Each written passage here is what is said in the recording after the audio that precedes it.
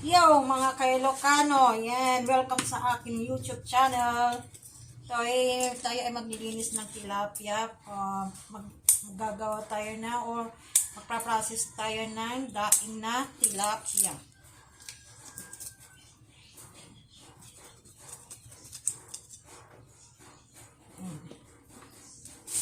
Pero bakit ko siniksikan yun? Gosh. Mali. Erase.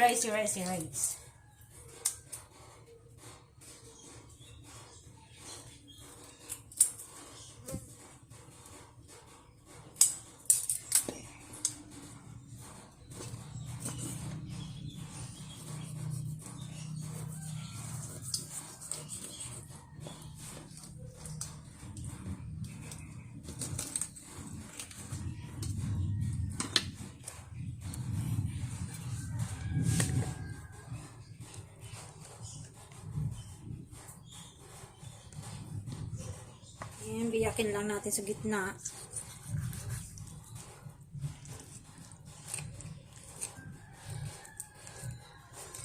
Kahirap po na maglinis ng ganito, ng tilapia. Kung di ka talagang sanay, masisira mo yung pagkabiyak niya. Yan. Biyak na siya.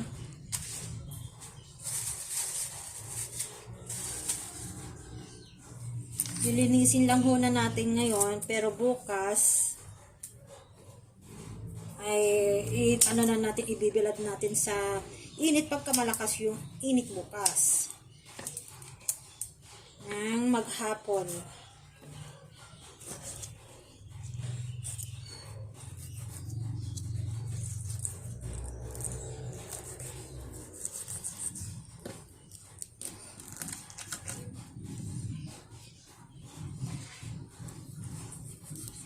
Actually, kaninang umaga, binili ko to sa may, sa labasan namin. Nakita ko to, maliliit, masarap siyang daing. Pero, dahil sa pumunta kami ng ng palengke, ay naubos yung oras ko doon. Kaya ngayon ko lang naharap na maglinis at magdaing. Mamaya guys, papakita ko paano yung pag-process o pagbabad sa suka. Yan. Isa natin ang proseso. Bawang.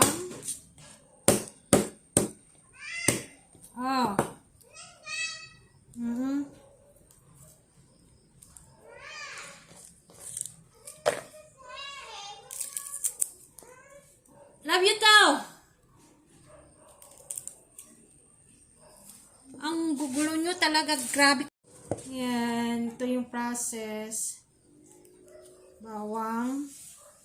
Ay, ang tigas mo ha.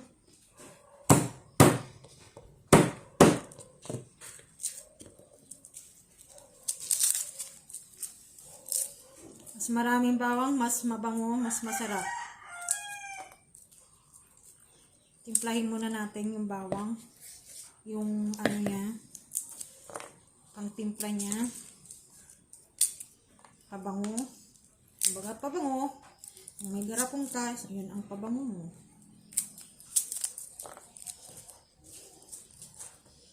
Ay, sorry naman. Ayan.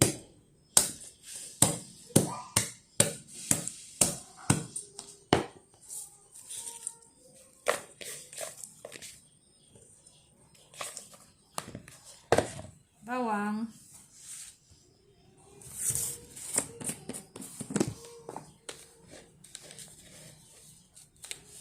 Isang dakot na asin.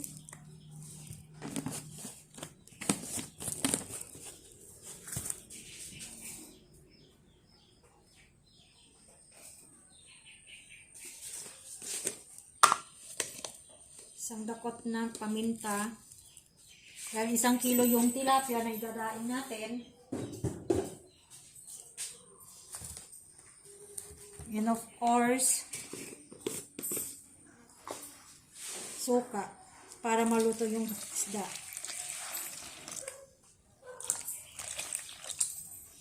Ang gagamitin na na suka ay yung sukang pula, hindi yung sukang puti. Kasi pagka sukang puti, Ninuluto niya yung isda. Hindi maganda. Binibigla niya yung pagluto. Ito, ibabad natin in 24 hours or hanggang sa magdamag para kinabukasan ibibilad na lang. Para yung yung suka, yung mga seasonings niya, lumasa hanggang manuot, hanggang sa laman.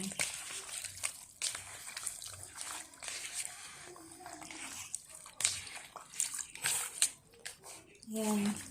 Paki-follow po ako sa page ko, Rowena Bermiel official page. Instagram, Rowena Bermiel. Twitter as follow na lang po.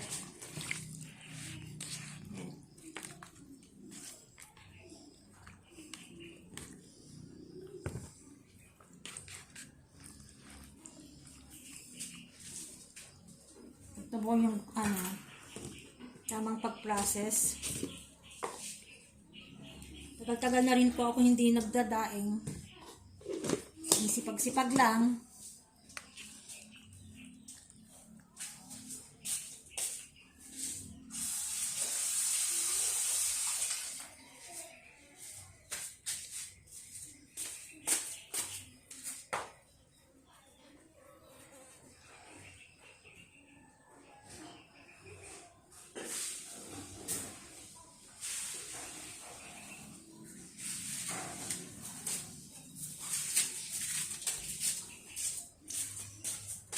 Ayan. Ako hindi na kami mahilig maglalagay ng ng magic sarap. Depende sa inyo kung gusto niyo lagyan ng magic sarap yung ginadain nyo. Pero kami hindi kasi iniwasan namin yung magkaroon kami ng sakit dahil sa bitsin o kaya magic sarap. Kanya-kanya tayong diskarte kung gaano kasarap yung tinitimpla mo sa pagkain.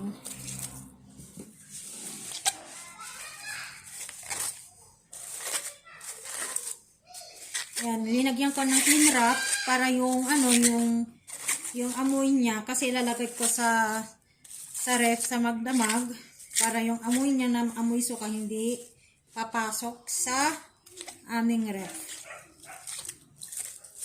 Ayan, paki-follow po ako sa Rowena Bermiel official page sa Facebook. Nagre-reel po ako, and then sa Instagram, Rowena Bermiel.